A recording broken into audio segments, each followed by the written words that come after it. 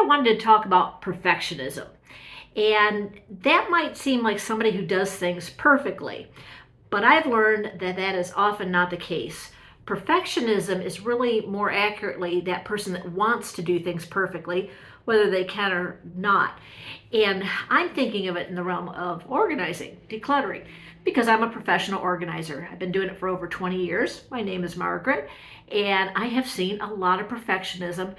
It has one result, and that is it ends in dissatisfaction, discontent, not happy with the situation, because what it tends to do is create decision paralysis. I don't know how to do it perfectly. I'm pretty sure I can't do it perfectly, so I just don't start. And that is a real problem when it comes to decluttering and organizing. It also shows another aspect of discontent, dissatisfaction, in that I can't let other people a lot of times help me or do something for me because you know what? They don't do it perfectly either. And I can't be happy with that. So it's really kind of a sad, hard place to be. And I'm sorry for you folks that struggle with that. What I can say is that if you can learn some certain key things, it's going to go a long way, probably in life, but since I'm just talking about organizing, I'll keep it in that realm. So if you can learn the motto, progress over perfection, that's going to help you. If you can learn to release let what other people do be good enough. If it's not perfect, it's okay. Let me give an example of somebody that I'm familiar with that has a problem with letting other folks do laundry. And I've actually seen this in several of my clients.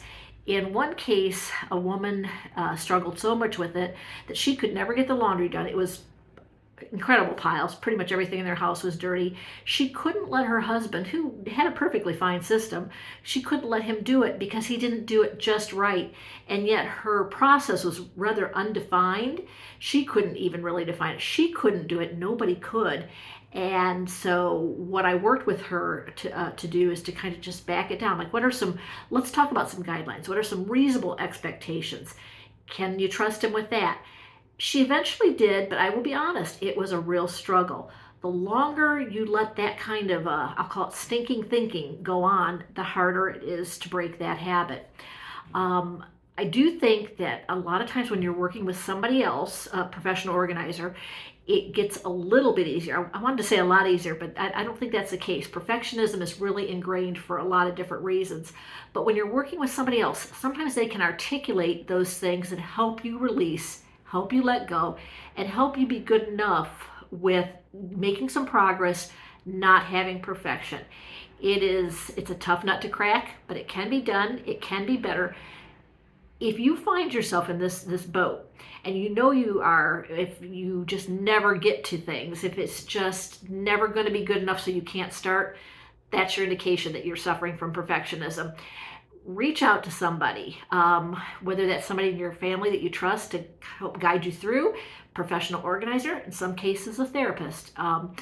Go ahead and do it. You don't have to be in that bondage to perfectionism because that's what it really is. It's not a thing we can achieve. It's just bondage. So if I can be of help, I'd love to. I've worked with a lot of folks like this. Reach out to me. Click the link in my bio.